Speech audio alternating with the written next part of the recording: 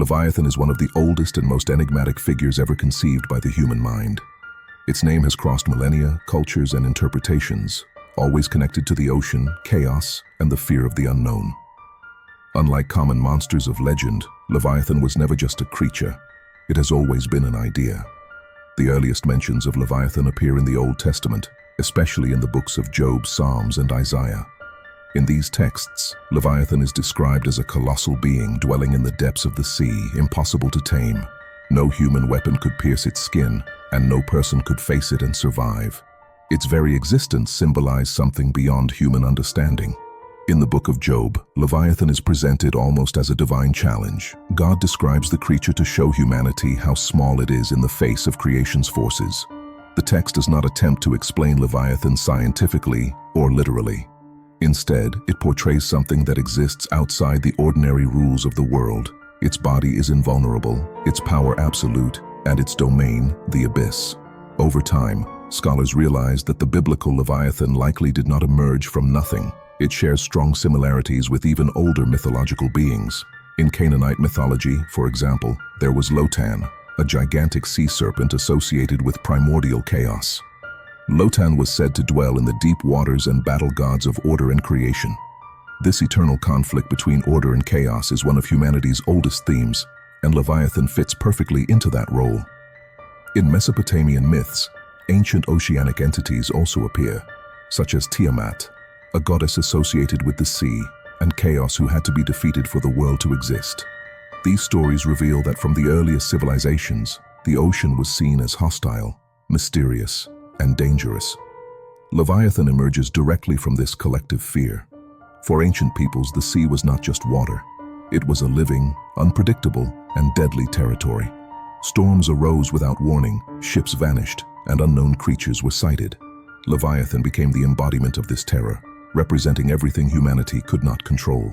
As centuries passed, the meaning of Leviathan began to change.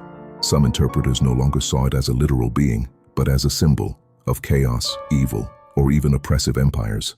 In the book of Isaiah, Leviathan appears as a force destined to be destroyed at the end of times, symbolizing the triumph of order over chaos. During the Middle Ages, Leviathan gained renewed power in popular imagination. Ancient maps often depicted sea monsters in unexplored regions of the oceans. These creatures were not drawn at random. They marked the boundaries of human knowledge. Where science ended, myth began.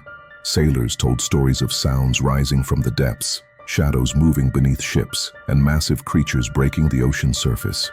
Even if many of these accounts were exaggerations or illusions born of fear, they further fueled the legend of Leviathan. Some modern scholars believe the myth may have been inspired by real animals. Whales, giant squids, and massive crocodiles could easily appear monstrous to those who had never seen such creatures before. A giant squid, for instance, can reach extraordinary sizes and lives in extreme depths, rarely observed by humans. Yet this explanation does not erase Leviathan's symbolic power. Even if inspired by real animals, what Leviathan represents goes far beyond biology. Leviathan is the fear of the unknown. It is the feeling of standing before something ancient, powerful, and indifferent to human existence. In the 17th century, philosopher Thomas Hobbes used the name Leviathan for his most famous work.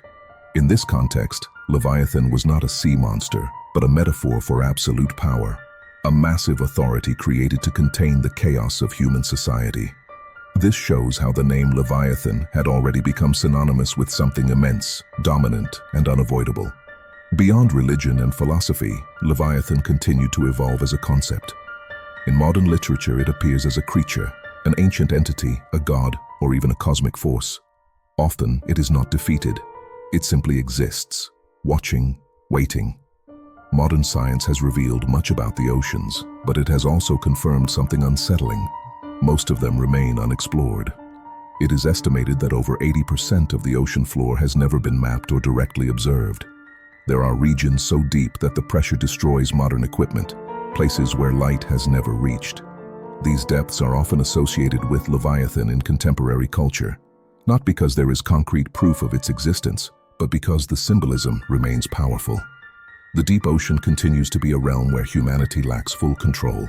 Modern reports of unexplained sounds captured by underwater sensors, unusual geological formations and creatures yet to be classified continue to fuel mystery and speculation. While science provides rational explanations for many of these phenomena, fascination with the unknown persists. Leviathan does not need to exist physically to be real. It exists as an idea. It represents the boundary of human knowledge, the ancestral fear of the abyss, and the certainty that there are forces on this planet that are indifferent to our existence. When ancient texts spoke of Leviathan, they were not merely describing a monster. They were describing a feeling, the sensation of gazing at the ocean and realizing it is too ancient, too deep, and too vast to be fully understood. Even today, with satellites, submarines, and advanced technology, the sea continues to guard its secrets. And as long as those secrets remain, Leviathan will continue to live in the human imagination. Leviathan is not just a creature of the past. It is a reflection of humanity's fear of the unknown. A silent reminder that, despite all our knowledge, there are places where we do not rule. And perhaps we never will. Leviathan's presence did not fade with ancient scriptures. As humanity advanced, the creature's shadow followed closely behind, adapting to new languages, new fears, and new interpretations. Wherever the ocean remained vast and unexplored, the idea of Leviathan endured. During the Age of Exploration, when European ships began crossing oceans never fully mapped, sailors carried with them both ambition and terror. Journals from the 15th and 16th centuries frequently mention enormous shapes beneath the water, waves that moved against the wind, and sounds rising from the deep at night. Many of these accounts were dismissed as superstition, yet they shared striking similarities across cultures that had never met. In Nordic legends, colossal sea serpents circled the edges of the world. In Asian folklore, dragon-like beings ruled the depths, controlling storms and tides. Though names differed, the essence remained the same: a massive, ancient force dwelling below, beyond human reach. Leviathan became the universal name for this fear. As navigation improved, the oceans became trade routes rather than boundaries, but the mystery never disappeared. Entire ships vanished without distress signals. Crews were lost, leaving behind debris that suggested no ordinary storm. Insurance records from the 18th century reveal unexplained maritime losses that still have no official explanation. With the rise of modern science, scholars attempted to demystify the Leviathan. Early oceanographers proposed that rare geological events or unknown species could explain sightings. Others argued that human perception, distorted by isolation and fear, created monsters where none existed. Yet even among scientists, there was agreement on one unsettling fact: the ocean was still largely unknown. The deepest regions of the sea, known as the abyssal and hadal zones, remain some of the least explored environments on Earth. Pressure there is so immense that even reinforced equipment can fail without warning. Temperatures are near freezing, and sunlight never penetrates. These conditions mirror the descriptions found in ancient texts: darkness, silence, and overwhelming force. In the 20th century, new mysteries emerged. Military sonar systems began detecting sounds unlike anything previously recorded. One of the most famous, nicknamed the Bloop, originated from the southern Pacific and was powerful enough to be heard by sensors thousands of kilometers apart. Though later attributed to natural causes, its scale reignited speculation about massive, unknown organisms. Submersible expeditions occasionally reported fleeting shapes at the edge of camera range, movements too large and too slow to belong to known species. These encounters were rarely publicized, often buried in technical reports or classified documents. Official explanations cited equipment malfunction or optical distortion, yet doubts remained. Culturally, Leviathan transformed once again. In modern storytelling, it became less about physical destruction and more about psychological presence. Leviathan was no longer the monster that attacked ships. It was the presence that reminded humanity of its limits. Horror writers portrayed it as an intelligence older than civilization, something that did not hunt humans out of hunger, but out of curiosity. Philosophers revisited the concept in a new light. Leviathan came to represent systems too large to control, forces created by humanity that grew beyond its grasp: technology, power, information.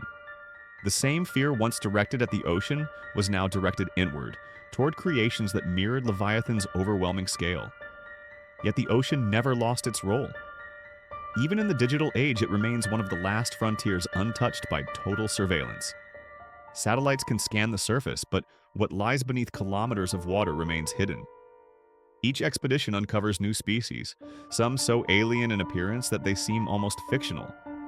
This constant discovery reinforces an uncomfortable truth. The ancient fear was justified. Humanity never conquered the ocean. It merely learned to skim its surface. In this sense, Leviathan does not need a physical body. It exists wherever knowledge ends and uncertainty begins.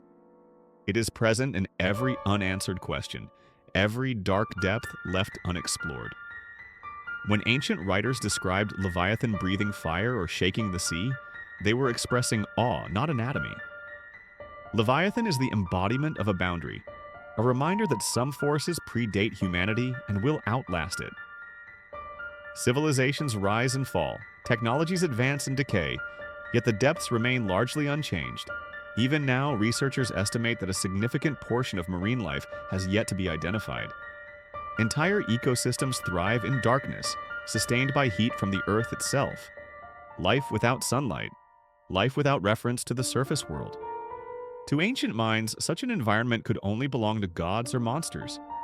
When people speak of Leviathan today, they may not truly mean a creature. They mean the feeling that comes from staring into something vast and silent, knowing it does not acknowledge you. The feeling of insignificance.